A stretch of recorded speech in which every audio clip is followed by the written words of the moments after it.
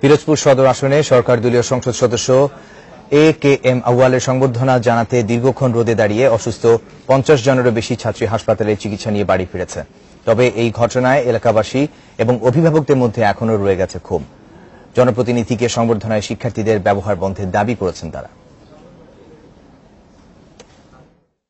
জেলা সদরের করিমুন্নেসা বালিকা মাধ্যমিক বিদ্যালয়ের বার্ষিক ক্রীড়া অনুষ্ঠানে আসবেন সংসদ সদস্য AKM আউয়াল।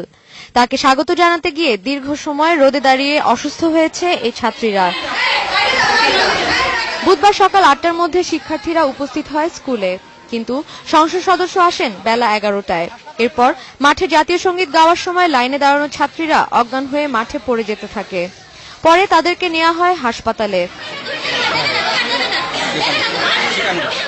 পিরোজপুর সদর হাসপাতাল কর্তৃপক্ষ জানায়, কয়েক ঘন্টার চিকিৎসায় সুস্থ হয় ছাত্রীরা। সাইকোজেনিক ইলনেস বলে এটাকে। মানসিক দুর্বলতার কারণে একজন যদি অসুস্থ হয়ে পড়ে, তখন তার দেখাদেখি অন্যরাও অসুস্থ হয়ে পড়ে। স্কুল লেভেলেই বেশি হয়, গুরুতর কিছু নয়। আমরা দেখছি ছাত্রীরা সুস্থ হয়ে ঘরে ফিরেছে, কিন্তু ক্ষোভ মিটছে না অভিভাবকদের। সংবর্ধনায় শিক্ষার্থীদের বন্ধের দাবি জানিয়েছেন তারা।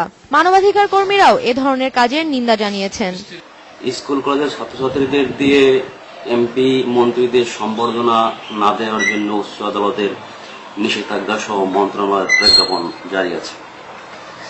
তারপরেও পিরোজপুরে এরকম একটা ঘটনা আসলে নিন্দনীয়। শিক্ষার্থীদেরকে রোদে দাঁড় করিয়ে রাখার বিষয়ে বিদ্যালয়ের প্রধান শিক্ষক বেলায়েত হোসেন কিছু বলতে রাজি হননি। একাধিকবার যোগাযোগ করা হলেও স্থানীয় সংসদ সদস্য ফোন ধরেননি।